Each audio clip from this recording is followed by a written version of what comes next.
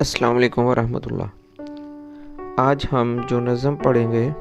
اس کا عنوان ہے پرندے کی فریاد۔ یہ گرچہ ایک قیدی پرندے کی فریاد ہے، لیکن اس نظم کے اشعار محکوم ہندوستان کی فریاد سمجھے گئے اور اس وقت قومی حلقوں میں بہت یہ مقبول ہوئے۔ آئیے نظم کا آغاز کرتے ہیں۔ آتا ہے یاد مجھ کو گزرا ہوا زمانہ، آتا ہے یاد مجھ کو گزرا ہوا زمانہ، وہ باغ کی بہاریں وہ سب کا چہچہانا، آزادیاں کہاں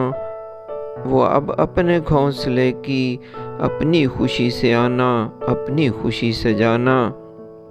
لگتی ہے چوٹ دل پر آتا ہے یاد جس دم، شبنم کے آنسوؤں پر کلیوں کا مسکرانا، وہ پیاری پیاری صورت وہ کامنی سی مورت،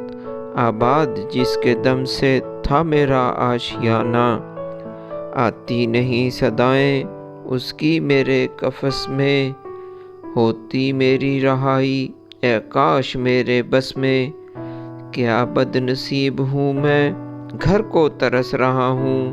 ساتھی تو ہیں وطن میں قید میں پڑا ہوں، آئی بہار کلیاں پھولوں کی ہنس رہی ہیں، میں اس اندھیرے گھر میں قسمت کو رو رہا ہوں،